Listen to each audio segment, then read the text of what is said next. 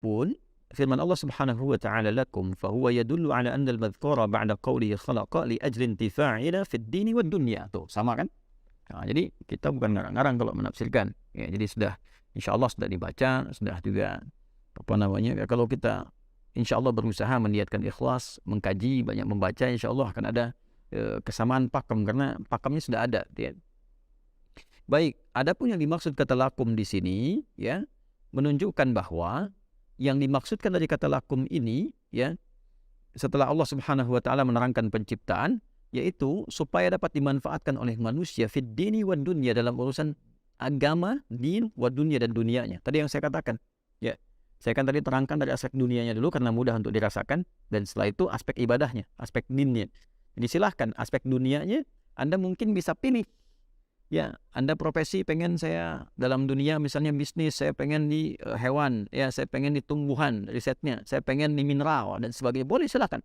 Ahli pertambangan, di geologinya, fisiologinya misalnya, ahli hewannya, ya bagian bisnisnya, birokrasi, diplomasi, silahkan. Ya, silahkan elaborasi sedalam-dalamnya, maksimalkan, silahkan untuk mendapatkan bagian kehidupan. Tapi jangan lupa fungsi yang kedua alamnya, lidin, untuk pengesaan, penyembahan pada Allah Subhanahu wa taala supaya punya bekal pulang.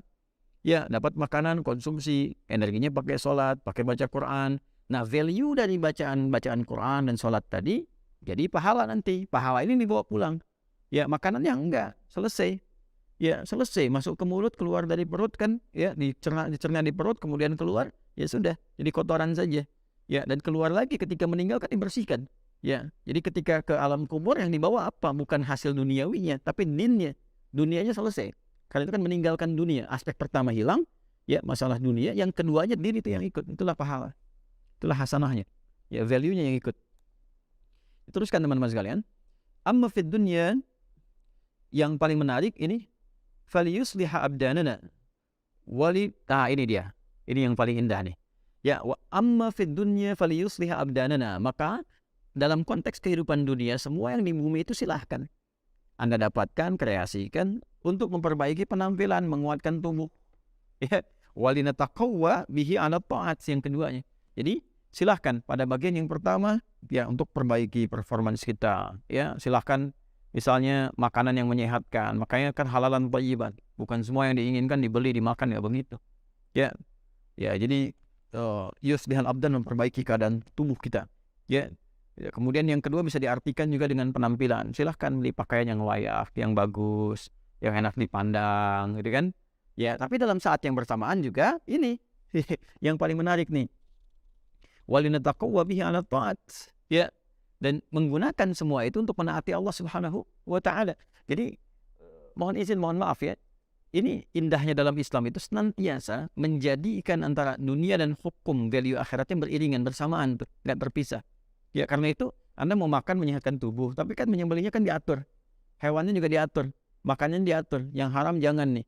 Ini bisa berbahaya, gitu kan? Lakukan dengan yang ini. Pakaian nih silakan fashionable, ya, yang bagus, yang indah, tapi apa? Beriringannya menutup aurat. Kan, jangan dibuka, jangan menggunakan pakaian-pakaian atau mengenakan pakaian-pakaian yang potensial melahirkan kekacauan, ya kan, melahirkan perselisihan, ya, melahirkan syahwat, ya kan.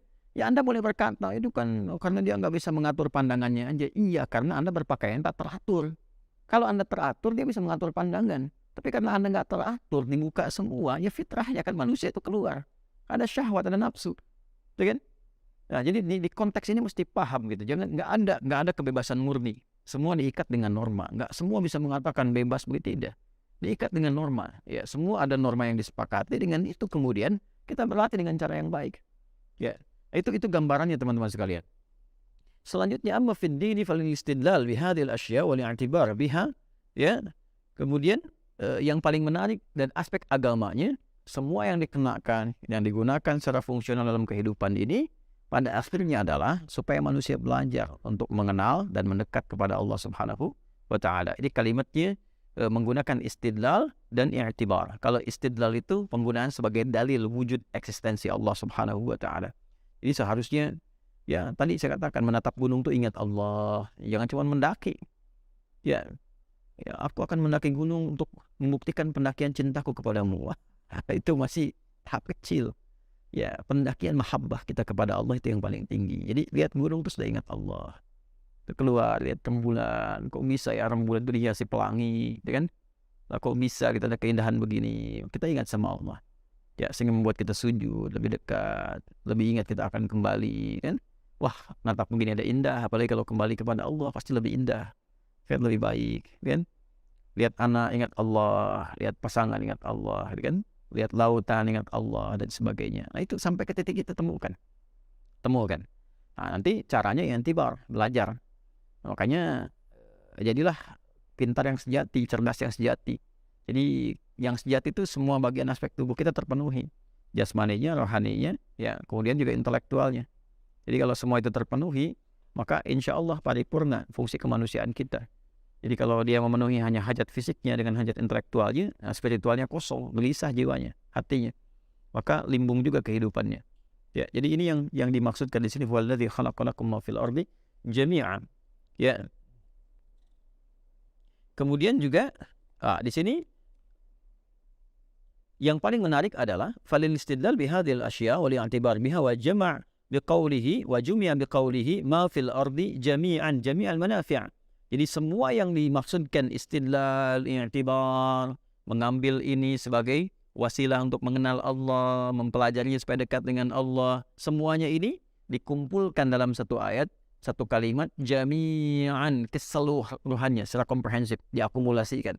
Apa yang dimaksud jami'an ini? Jami'an manafi', semua manfaat, faidah dari dibalik penciptaan apa yang telah Allah tetapkan. Jadi secara singkatnya adalah semua penciptaan Allah itu nggak ada yang hampa, ada manfaatnya, ada faidahnya, bentuknya sempurna, fungsinya sempurna. Apa manfaatnya buat kehidupan manusia? Itu poinnya. Ya, jadi tariknya ke kita nih. Nah, ini ada jami'al manafi, jami'an, semuanya ini jami'al manafi, ada manfaat untuk kita. Maka apapun interaksi yang kita lakukan dalam kehidupan, ya jangan hanya memproyeksikan manfaatnya untuk kehidupan duniawi, tapi ingat juga kehidupan ukhrawi kita. Karena semua apa yang ada kita dapati di muka bumi ini pada hakikatnya adalah terkreasikan, mengakumulasi semua bentuk-bentuk potensi manfaat untuk kehidupan dunia akhirat kita. Ya. فمنها ما يتصل بالحيوان والنبات والمعادن والجبال ومنها ما يتصل بالضروب الحرف والأمور التي استنبطها العقلاء وبين تعالى أن كل ذلك إنما خلقها كي ينتفع بها. Sama persis dengan apa yang saya sampaikan. Ya. Jadi Allah Subhanahu wa taala ketika menyampaikan ayatnya kemudian diterangkan oleh para ulama, di antaranya kita teruskan faminha ma yattasilu bil hayawan. Apa yang bisa kita riset, kita manfaatkan ada yang terkait dengan hewan, tadi sudah saya jelaskan. Wal nabat dan tumbuhan sudah saya sampaikan. Wal ma'adin dan mineral, ya tadi sudah saya singgung juga. Ada kan pertambangan, kita menggali melihat apa yang kita temukan, ada batu bara kah, kemudian ada apa lagi misalnya emas, nikelnya, tembaganya, macam-macamnya. Itu bukan hanya menemukan jadi bangga mensupport dunia, tidak. Tapi ketika Anda meriset kan ada ilmunya itu. Masya Allah, Anda mulai meriset batu, batunya ada kodenya, ada nomor-nomornya macam-macam gitu kan. Ya, lapisan-lapisannya. Siapa yang bisa memberikan kode-kode di balik batu itu supaya kita berpikir, belajar dan sebagainya. Setelah itu dapat sesuatu, diuji kan. Mau taat nggak sama Allah, dapat emas, ada timbangan. Mau zakat nggak dari situ, bisa buat maslahat nggak, kenal Allah nggak. Jangan-jangan bikin rumah mewah-mewah besar tapi nggak ada ruangan untuk sujud. Nah, berarti fungsinya ya tidak maksimal tuh.